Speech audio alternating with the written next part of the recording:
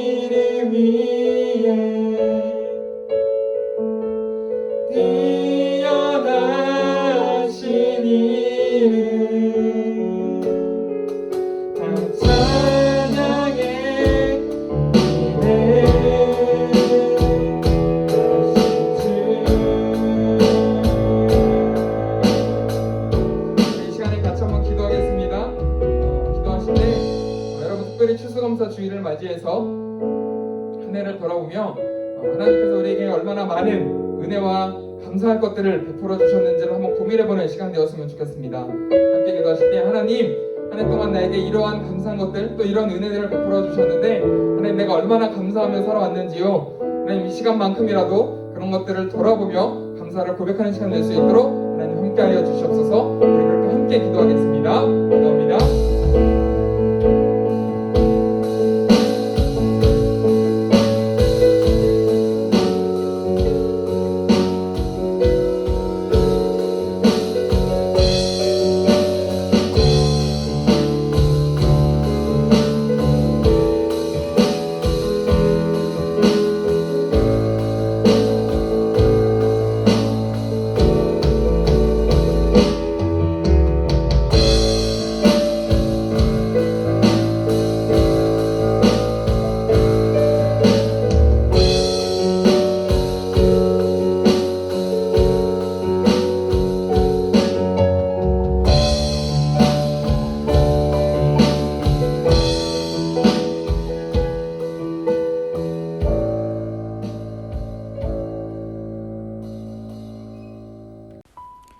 함께 사도신경으로 우리의 신앙을 고백하겠습니다. 나는 전능하신 아버지 하나님 천지의 창조주를 믿습니다. 나는 그의 유일하신 아들 우리 주 예수 그리스도를 믿습니다. 그는 성령으로 잉태되어 동정녀 마리아에게서 나시고 본디오 빌라도에게 고난을 받아 십자가에 못 박혀 죽으시고 장사된 지 사흘 만에 죽은 자 가운데서 다시 살아나셨으며 하늘에 오르시어 전능하신 아버지 하나님 우편에 앉아 계시다가 거기로부터 살아있는 자와 죽은 자를 심판하러 오십니다. 나는 성령을 믿으며 거룩한 공교회와 성도의 교제와 죄를 용서받는 것과 몸의 부활과 영생을 믿습니다. 아멘.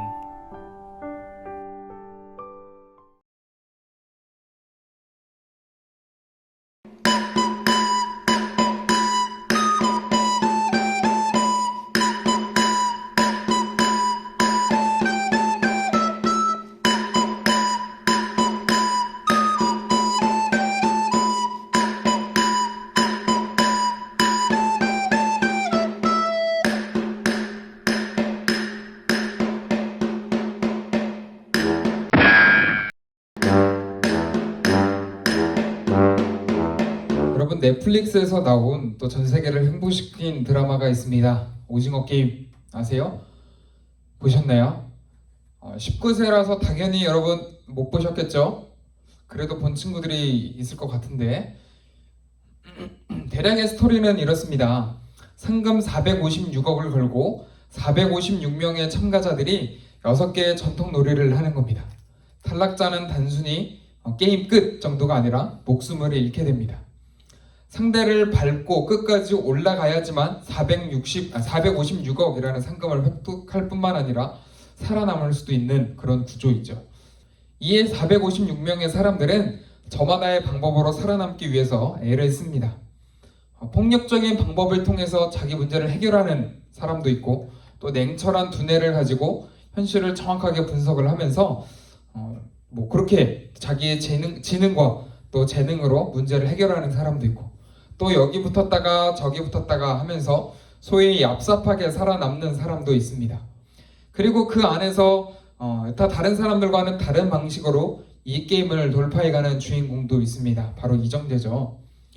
오징어 게임의 상황이 마치 우리가 살아가는 이 사회를 보여주는 것 같습니다. 어떤 축소시켜 놓은 것 같은 모습이죠.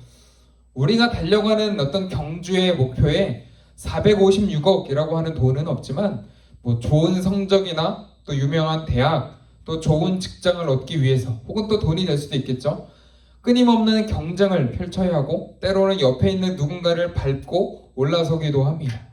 그러다 목표를 잃어버리고 모든 걸 포기하고 게임만 또 혹은 유튜브만 보기도 하죠. 오늘 우리가 읽은 말씀은 어쩌면 모두가 그런 목표를 향해 달려가고 있는 듯한 모습 같기도 합니다. 그러나 오징어 게임의 주인공 이정재와 같이 다른 모습을 보여주는 주인공이 있습니다. 어떤 모습일지 추측해 보시면서 말씀을 읽어보겠습니다. 마태복음 20장 1절에서 16절의 말씀입니다.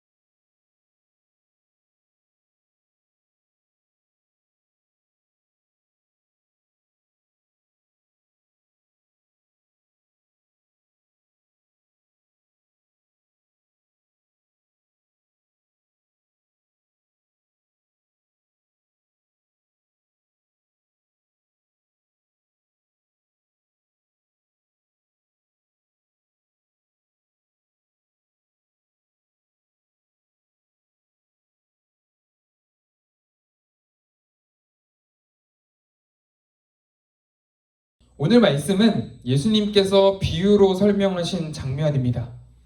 어떤 한 집 주인이 있습니다. 그가 운영하는 포도원이 있는데 그 농장에서 일할 일꾼을 모집을 합니다. 그리고 한 데나리온씩 주기로 하고 고용을 하죠. 그리고 제3시 오전 9시죠. 다시 그 장터에 나가보니 아직도 이 일을 기다리며 노는 사람이 있었습니다. 그들을 농장으로 고용을 합니다. 그리고 6시 정오 12시인데요. 또 9시 오후 3시에도 나가서 일꾼을 고용을 합니다. 심지어는 11시라고 이야기를 하는데 오후 5시에도 일꾼을 고용합니다. 농장이 많이 큰 것 같습니다. 일꾼이 이렇게 많이 필요한 것을 보면. 그리고 또 해가 졌습니다. 이제 자신의 관리인을 불러서 고용한 일꾼들에게 하루 품삯을 나눠주기 시작을 합니다. 그런데 가장 늦게 오후 5시에 고용한 일꾼들부터 품삯을 주는 거죠. 자, 여기서 퀴즈. 이른 아침 아마 새벽 6시쯤이지 않을까 싶어요. 그 시간에 고용하면서 약속한 일당이 얼마였죠? 한 데나리온. 그리고 오후 5시에 고용되어서 1시간 정도 일한 일꾼이 얼마를 받습니까? 한 데나리온. 불공평하지 않나요? 이에 당연히 먼저 온 일꾼들이 따지기 시작을 합니다. 하루 종일 수고했는데 어떻게 일당이 똑같습니까? 시대가 어느 시대인데 이러면 근로노동법의 위반으로 잡혀가겠죠. 그들의 요구는 이렇게 이야기를 했을 것 같은데 정당해 보입니다. 그런데 주인의 생각은 달랐습니다.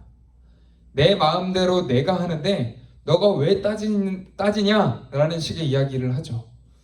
가진 사람이 더하다고 너무 이상한 포도원 주인 같습니다. 여러분, 반대로 포도원 주인의 입장을 안 들어볼 수 없겠죠. 주인은 어떤 잘못을 저질렀을까요? 차별을 했겠죠? 정당하지 못했죠? 여러분, 과연 그럴까요? 자, 말씀을 처음부터 다시 한번 살펴보겠습니다. 1절, 주인이 품꾼을 얻기 위해서 이른 아침에 장터에 나갔습니다. 2절, 품꾼들과 약속을 합니다. 포도원에서 일을 하면 일당을 주기로. 얼마씩? 한 데나리온씩. 그리고 동일한 방법으로 오전 9시, 정오 12시, 오후 3시, 5시 일꾼을 고용을 합니다. 그리고 6시가 되어서 하루 일당을 정산을 하는데 얼마씩 줬나요? 한 데나리온. 주인은 약속을 지켰나요? 어겼나요? 심지어 이스라엘, 이 중동의 토지 소유자들은 신사적인 농부로 알려져 있습니다. 다른 이들을 고용하여 땅을 경작하게 하고 감독, 청지기를 세워서 그 토지를 관리하게 합니다. 쉽게 말해서 건물주인 거죠. 여러분, 높은 빌딩을 갖고 있는 건물주라고 생각을 해봅시다. 그 건물주가 직접 부동산에 찾아다니면서 상가를 임대해주고 상가가 잘 운영되고 있는지 점검하고 관리 감독합니까? 당연히 대리인을 세우고 그 사람을 통해서 관리하겠죠. 그런데 이 주인은 자신이 직접 계약을 하고 관리를 하러 다닙니다. 아무도 품꾼을 고용하기 위해서 직접 나가지 않는데 이 주인은 직접 품꾼을 고용하기 위해서 장터로 나갑니다. 그것도 하루에 5번씩이나. 있을 수 없는 일입니다. 그런 품삯을 정산하면서 일한 것보다 적게 받은 사람이 있나요? 전혀 없습니다. 그럼 약속은 정확히 지켜졌나요? 그렇죠. 한 데나리온씩 받았기 때문에. 또 심지어 일한 것보다 더 많이 받은 사람도 있습니다. 평등하지 못하거나 공평한 기회를 제공받지 못한 사람은 아무도 없습니다. 그럼 주인이 잘못했습니까? 아니요. 주인은 더 베풀고자 했던 것 밖에는 없죠. 그럼 불평하는 일꾼들의 모습이 정당한가요? 곰곰이 생각해보니 그다지 정당해 보이지 않습니다. 은혜를 베푸는 것이 못마땅한 사람만 있을 뿐 주인의 잘못을 딱히 찾을 수는 없습니다. 그렇죠? 오늘 말씀은 비유였습니다. 예를 들면 이런 거야 라고 설명을 하는 거죠. 1절 말씀을 다시 살펴보면 이렇게 이야기를 합니다. 천국은 이런 곳입니다. 어떤 곳? 이런 집주인과 같은 곳. 어떤 집주인입니까? 은혜를 베풀고 싶어하는 집주인. 그 집주인이 바로 예수님, 하나님이라는 이야기죠. 예수님은 우리에게 늘 은혜를 베풀고 기회를 제공해주고 싶어 하십니다. 그런데 문제는 우리가 그 은혜를, 그 기회를 제공받고도 못마땅해 하는 거죠. 특별히 오늘은 추수감사 주일입니다. 2021년 한 해 동안 우리를 지켜주신 은혜를 생각해보며 특별히 더 감사하는 마음을 고백하는 예배입니다. 그런데 여러분, 한 해를 돌아보니 어떠세요? 은혜에 감사하기보다는 베풀어주신 은혜를 못마땅해 하는 모습이 더 많지 않았나요? 여러분, 이 비유의 결말은 어떻게 되었을까요? 중요한 순간에서 이야기가 멈추게 됩니다. 그리고 이 뒤에 일꾼들의 반응이 어떠했는지, 또 다음 날은 어떤 사건이 벌어졌는지 설명하고 있지 않습니다. 이 이야기는 말씀을 읽는 우리에게 스스로 결론을 찾아보고 자신의 삶 속에서 적절한 결론을 내려보라 라는 도전을 던져주고 있습니다. 매일의 삶 속에서 은혜를 받으며 살고 있는데 그 은혜를 못마땅해 하는 모습은 없었는지, 또 하나님은 나에게 오늘은 어떤 은혜를, 기회를 주고 계시는지를 생각해 볼 줄 아는 푸른꿈터의 모든 친구들 그리고 선생님 되시길 주님의 이름으로 축복합니다. 아멘. 우리 이 시간에 함께 기도하겠습니다. 함께 기도하실 때 하나님, 2021년을 돌아보며 우리에게 베풀어 주신 은혜도 많았고 기회도 많았는데 혹시 그 은혜들을 못마땅해 하며 불평하지는 않았을까요?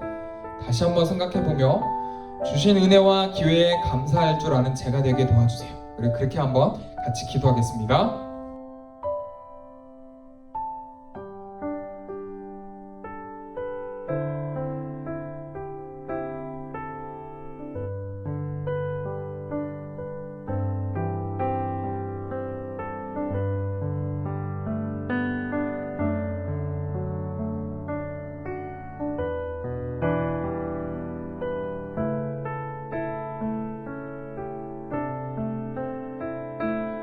사랑의 주님, 오늘 말씀을 들으면서 우리가 똑같은 경쟁사회 속에서 살아가고 있을 때 누군가는 자신의 힘을 의지하고 누군가는 자신의 지능과 재능을 의지하고 그렇게 이 상황을 돌파해 나가려고 할 때 하나님, 나는 어떤 모습으로 살아가고 있습니까? 주어진 기회와 또 주신 은혜를 감사하기보다는 그것을 오히려 못마땅해 하고 또 다른 것을 찾아보고 있지 않는지 하나님 돌아보기를 원합니다. 그리고 고백하기를 원합니다. 하나님, 올 한 해 돌아보니 나에게 주신 은혜도 많았고 기회도 많았음을, 그것을 내가 고백하지 못하였음을 하나님 인정하게 도와주시고 그리고 감사를 고백할 줄 아는 주님의 사람 다 될 수 있도록 함께하여 주시옵소서. 감사드리며 예수님의 이름으로 기도드립니다. 아멘. 제가 축도로 예배를 마치겠습니다. 이제는 우리 주 예수 그리스도의 은혜와 하나님의 사랑과 성령의 교통하심이 하나님께서 주신 은혜를 감사히 여길 줄 알며 살아가기로 다짐하는 모든 푸른꿈터 친구들 그리고 선생님 머리 위에 이제로부터 영원히 함께 없으기를 간절히 축원하옵나이다. 아멘.